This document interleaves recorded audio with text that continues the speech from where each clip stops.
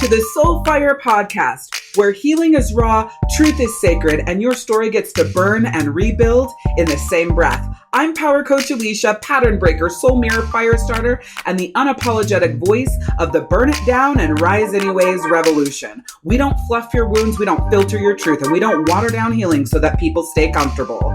You've spent way too damn long proving your worth to people who only love the version of you that stayed small, quiet, and convenient.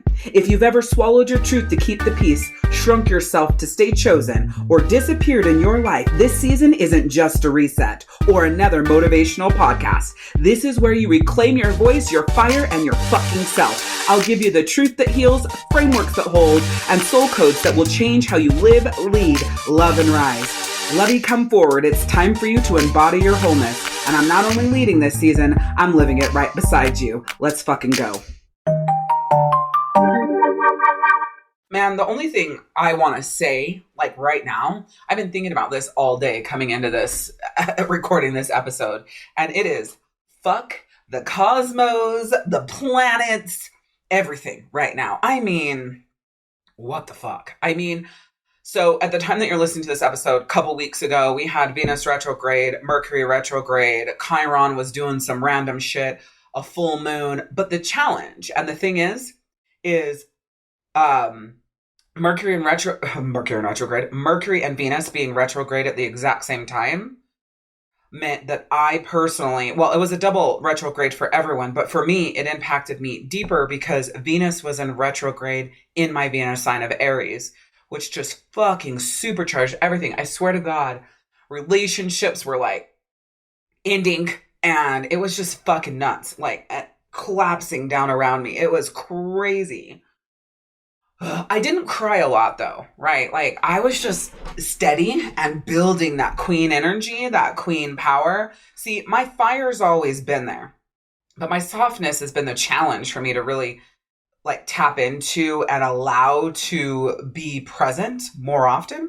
And so, man, I've been really leaning into that and really embodying and embracing that. But I tell you, it's been fucking nuts. Even right now, we are still in the shadow of Venus. We're still in the shadow of Venus right now. And Mercury's post shadow just barely ended last week.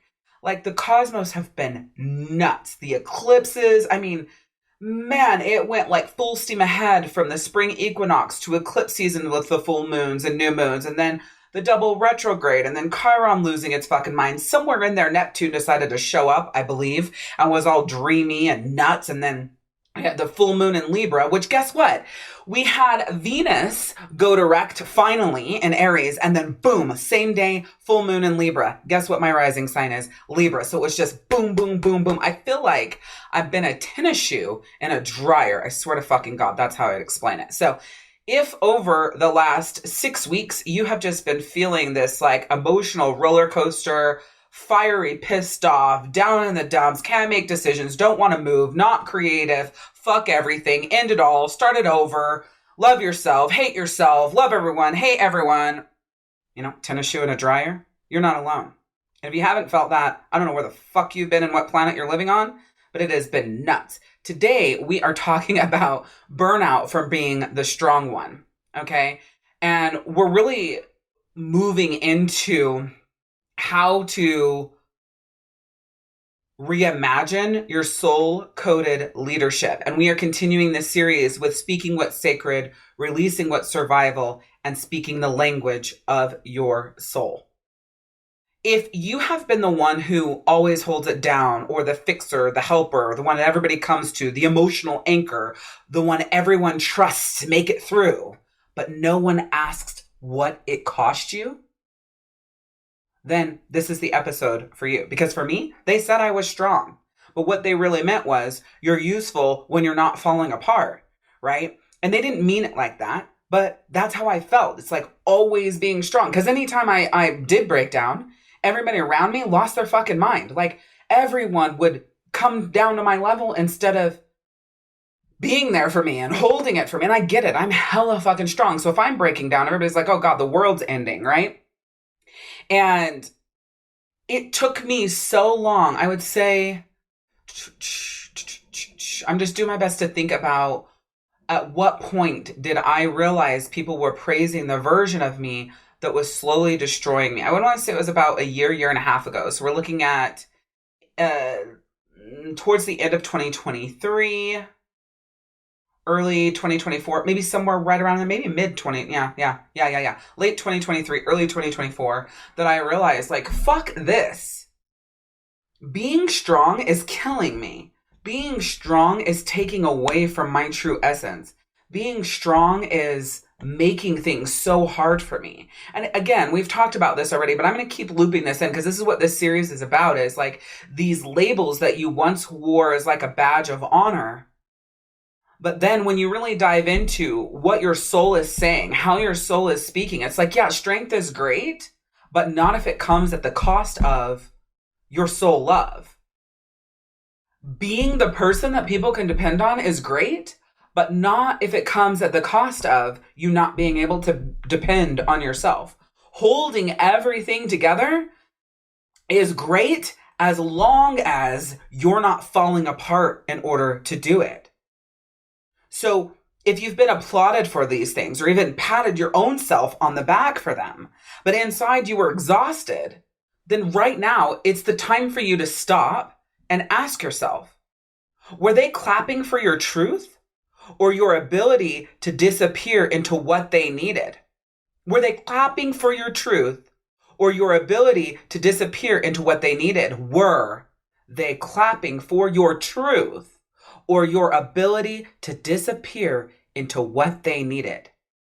Because that's powerful. And let me be clear, this isn't about them. It's not about the people who let you down or that they're wrong for, applauding your strength and, keeping it all together and how amazing of a mom you are and cook you are and host you are. They're not wrong for that.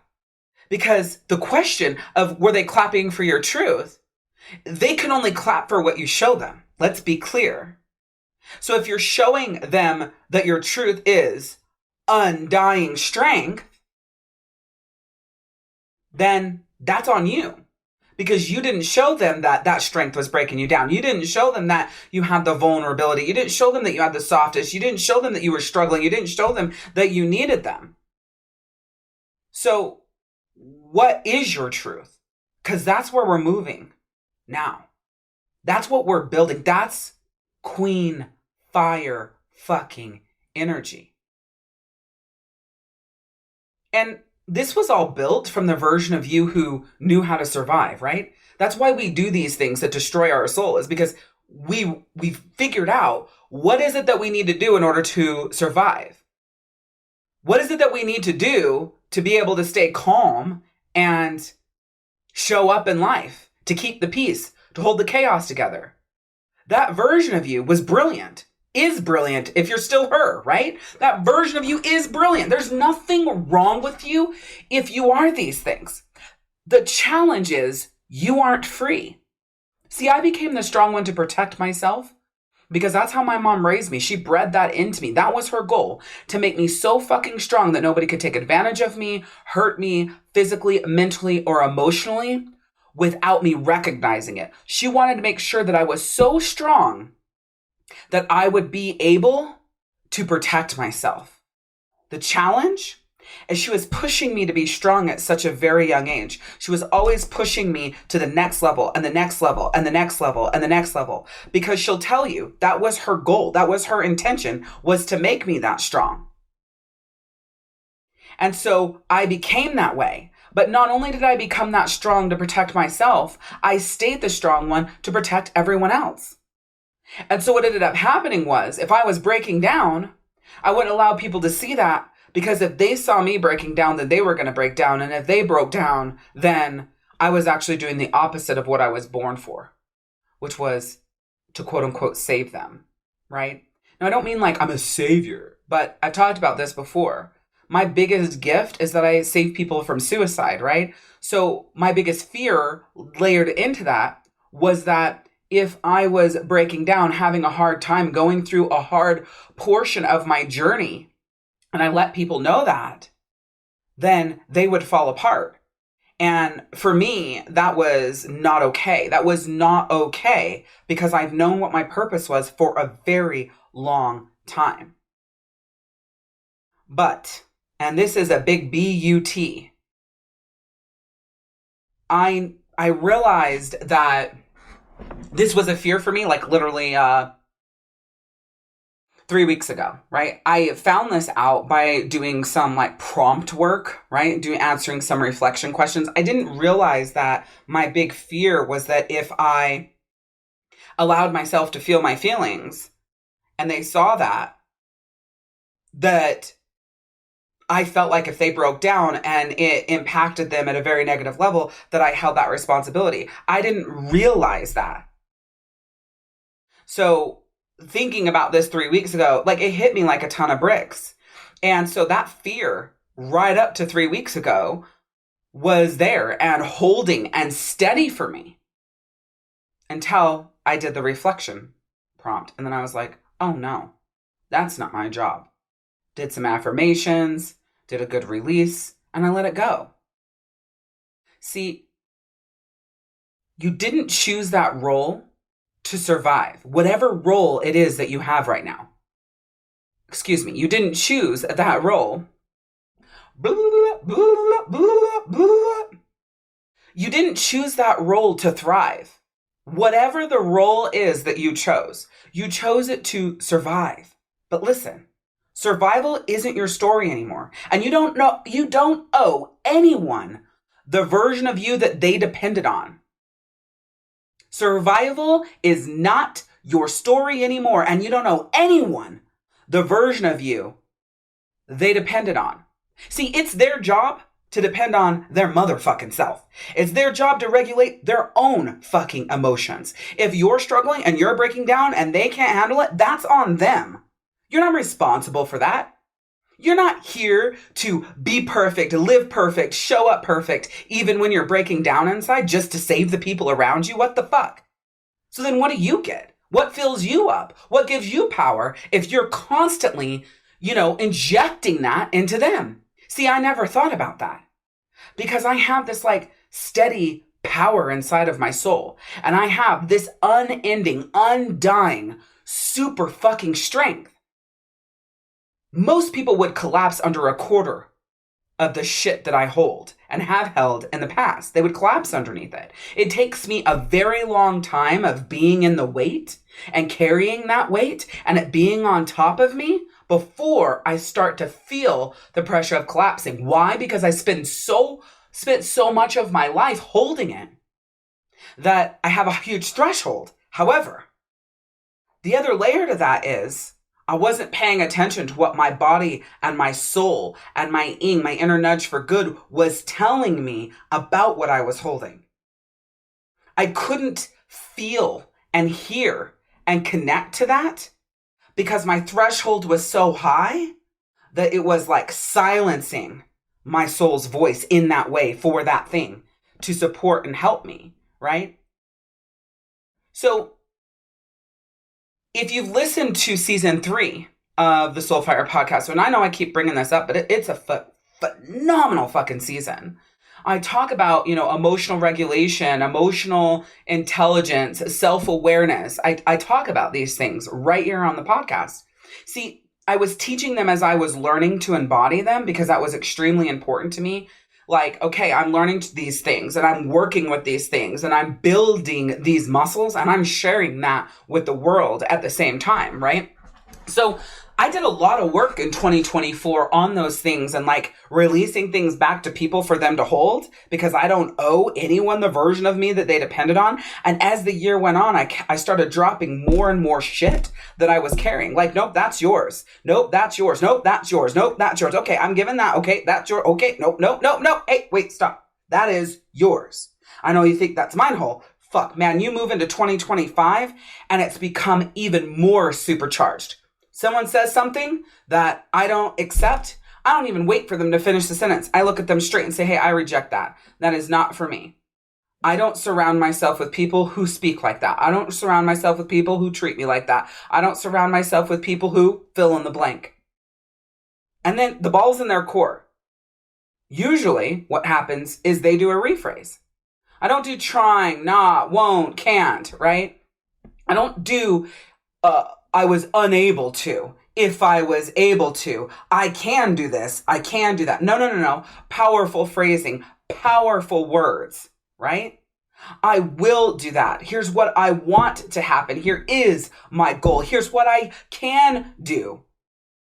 I chose to this. I chose to that. And now I choose to this. I choose to that. Like, I don't have to. There's no requirement that I have to subject myself to people who don't rise.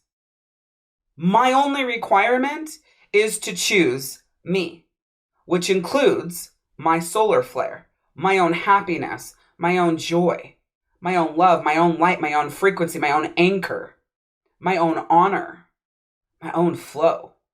And if people interrupt that, it's my job to stop that and say, I only allow people in my life who. I allow people in my life who this, who that, who this, who that. I'm telling them straight up. I'm telling them right then that the person that they're being, I don't allow in my life. And listen, you don't have to change, but you don't get to fucking be here. See, you're not burnt out because you've done too much. You're burnt out because no one held you while you were holding it all. And I just fucking learned this. I thought being burnt out was holding everything. No. Because you could hold even more if someone or someones are holding you. Like for me, I wasn't tired because I was working hard. I was tired because I was working alone. No, fuck that. Why? Why do I carry? Why did I carry? Because at the point that I'm recording this podcast, man, I'm just releasing shit from the layers of me like nobody's business. And I tell you, G and Daniel are like fucking fire hosed of a different woman. I'm like, nope, that's not for me. Nope, that's not for me. Nope, that's not for me. Nope, I let that go. Nope, I reject that. Nope, that. And it's a lot for them because I'm not normally like that. I'm like, ooh, bring it on, I'll hold it. Bring it on, I'll hold it. Bring it on, I'll hold it. Bring it on, I'll hold it. No worries, I'm fucking exhausted, but I'll hold it. I'll work alone. I'll do it. And listen, I'm talking about emotional holding. I'm talking about emotional weight. Yeah, logistical and who's doing this and who's doing... Okay, I get those things. But what's the heaviest? What is the hardest to hold is the emotion. And it should never be like that. It's like when we talk about relationships with our partners, we're talking about, okay, who's doing what around the house, like the chores, and then are we both making the money or who makes the money and how are we kind of dividing that up? What does it look like when it comes to the children and like the running around and the this and the that and the this and the that? But we never really sit down and say like, how are we going to support each other in the emotional weight that just our life and our relationship holds, being parents and having children hold? We don't fucking talk about that, right? You just get to a level 10 and it becomes too much and you break down, you cry in the shower, you let it all out, quote unquote, right? You can't see me when I'm just doing air quotes. You release the pressure, like I like to call it, and then you face life head on again and you're like, okay, I can hold some more. I'll hold as much as I can. What else can I hold? What else can I take off their plate? How else can I make their life easier? They're just kids. It's my mom. It's my partner. It's my best friend. It's my fill in the blank. I'm willing to drive myself into the ground for anyone because that's where I get my value and my sense of worth, regardless of the fact that it's killing my motherfucking soul.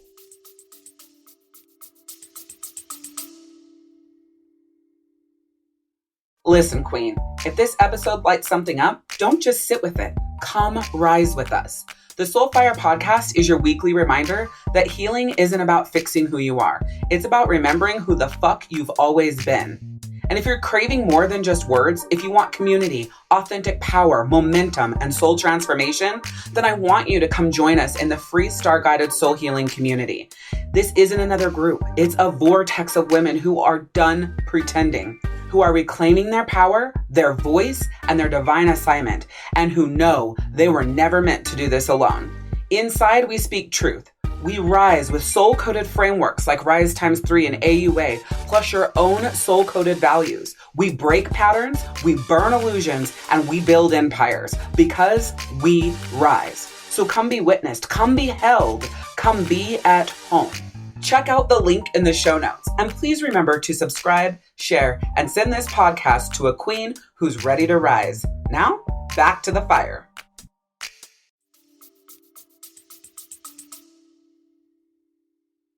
I have spent my whole fucking life until December 22nd, 2023, carrying the weight of everyone's emotional capacity and still feeling completely alone. It's like, how the fuck am I holding all of this emotional capacity, emotional energy, emotional stabilization, right? For everyone else? I'm holding this shit for multiple people. Friends, family, partners, children. How the fuck do I feel alone? Why the fuck do I feel alone if I'm holding all this shit for everyone else? Oh, wait. I know, because I take it on, I take it on, I take it on, I take it on, I take it on, I take it on, I take it on. And I enable the people around me to not hold it their motherfucking self. I don't step back and say, that's rough. That's hard. Like, that journey you're going through, it's going to be a lot of work. It's going to bring you to your knees. I go, no. I feel you. Here's what to do. And I'm just in help mode, right? I'm giving them what I can give them. I'm holding their emotions while I help them through the journey and slowly giving it back to them. I just instantly do that. It isn't a conscious thing because I can read your soul in seconds without you ever opening your mouth. And as I'm reading, my brain is going, okay, how can I hold? How can I show? How can I give? How can I fill up their basket? How can I help them readjust that? How can I help them give the power? All of these things are happening unilaterally, like while I'm standing there having a conversation with you, let's say, or on Zoom or whatever, right? And I'm pulling all this information and it's like, boom, I start just giving you these downloads and I start, mapping out a process for you and start helping you get better. Wait, what the fuck? First of all, you didn't even ask for it. Second of all, why am I attempting to help people who would rather bitch and fucking moan and complain about it than help themselves? And so now I have this new energy and this new motto and this new thing that I say all the time that I'm sure that Daniel and G are sick of me sharing. But it's this: I move as you move. And if they're pissing me off, I will say this: the queen has you in check. I'll wait to see what you're going to do. And that's like a fucking, mic drop. Okay? The queen has you in check. I'm watching to see what you do. Or the queen has you in check. I move as you move. And that's how it'll come together. That's fucking fire. That's uncomfortable for them. Good. It should be. Because I get to that point because there's this push for me to hold. Why? Because I always have. So now that I'm like, whoa, nope, whoa, nope, whoa, nope, they're fighting against it. Like, wait, what the fuck? I mean, not directly, right? It's an indirect. What the fuck? Like, she's not doing this. I need this. No, you don't. You don't need it. You need to rise the fuck up. You need to mature. You need to show up. You need to do the work. I've been doing this for almost 20 years. Where the fuck are you? This isn't my job. I've worked my ass off on this. And because I've worked my ass off on my growth and my transformation, I got to hold your shit too? Fuck no. And also, let me mention, that will enable the fuck out of them to not step up, whoever them is, for them to not step up in the areas that they need to for themselves. See, your exhaustion isn't a flaw. It's a signal. And if you're still trying to be strong, or fill that in with whatever you want, in a space where no one holds you, that's not strength. That's self-abandonment. Okay? So let's move now. Let's shift now. Let's rise now into the new way. Because you don't have to lead by bleeding from your soul. You don't have to love by overextending, earning, and proving. You're allowed to rise as the sovereign one, not the strong one, or the one that holds it all, or the one that does it all, or the one that everyone can depend on. See, here's the thing, and here's what I want you to say on repeat to yourself. My soul doesn't need me to hold it all. It needs me to lead me first. My soul doesn't need me to hold it all. It needs me to lead me first. My soul does not need me to hold it all. It needs me to lead myself first. See, because here's the thing. Everyone else's soul needs you to hold it all because they're not willing to face what they need to face to hold it their goddamn selves, right? So it's not you, your soul, that needs you to hold it all. It's theirs, which makes it clear that that's their problem. That's outside of your circle of control. That's not yours to hold. And when and if you do it, I promise you, it won't work. So whatever it is that you are overperforming in, strength, right? Doing it all, whatever it is, it's not doing any good. And you are keeping whoever it is stuck wherever they were at the age that they were when you started that. They're stuck there. Their growth, their journey, their evolution, they're stuck because you're in the fucking way. So I shifted from over responsibility to self responsibility. And so what that looks like now for me is I control my time 100%. No one takes it from me. I decide. If my soul says no, it's no. And instead, I ask what my soul needs and I move. That for me has been an up and down and all around sort of decision. It's never really been consistent because, again, my threshold is so high to hold. It was really easy for me to readjust that, except for I didn't realize the soul level destruction that I was causing myself by doing that. So mine's about self-responsibility there. Next, self-responsibility is how I take care of myself. What are my processes? What are my rituals? What are the actions that I do? How am I growing my mind? How am I developing how I show up, how I treat people, specifically my partners, how I love, how I receive love, how I show up in softness, and how I embrace how I embrace my soft side. You know, all of these things is where I'm working because I don't always want to be the strong, the hard, the one that can hold it all at levels that no one could even possibly imagine. I want to be able to be the soft. I want to let go. I want to cry and be held, or boast and be loved and held, right? And in order to do that, there's work to do. And that's my self-responsibility. So another layer to that looks like someone is disrespecting, dishonoring, and devaluing me. Whether it's my children or my partner or even my mom, right? But really we'll go with partners. I call a rest. And I don't come back from that rest and communication, hanging out, any of that, until I feel emotionally safe. But it isn't their job to make me feel emotionally safe. It's my job to go do for me that shows me I'm emotionally safe. And if they're attempting to break through that rest period because they can't handle it and they want to talk, my responsibility is to hold that line and lead by example by saying, no, we're not talking. No, we're in a rest. No, okay, go. Like, I got to retrain, right? This isn't a game. I'm not calling a rest so that you chase me. I'm calling a rest because you no longer get my time, energy, or attention based on your actions, because I now feel emotionally unsafe with you. And now I need to take time to recenter, recalibrate. And when I do, and I feel like I can come back and not use power to manipulate or to control or to demean, to degrade, and go in the wrong direction, which is away from being together. And when I feel like I can show up and go in the direction of being together or not being together because I've reached my point or whatever it is, then I will come back. But you don't get to decide when that rest is over, when you decided to disrespect me, dishonor me, or devalue me, which called the rest in the first place. So one of my biggest levels of like leadership and badass power, positive power, is those rests, is knowing like These are not just boundaries. These are my motherfucking soul codes.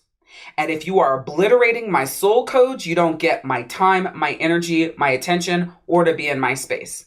I don't care if we had a date planned. I don't care if we were going to cuddle and watch. I don't care if we were going to paint. I don't care what the fuck we were going to do. If you choose to fill in the blank and it makes me feel emotionally unsafe, that's the result of that.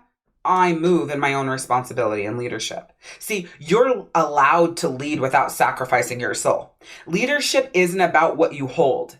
It's about who you become while you're holding. And when you look at the Rise Times 3, the us codes, these are the codes of relational leadership, of soul-led, safe connection. The R is recalibration. You don't fix people, you shift the energy. Integrity.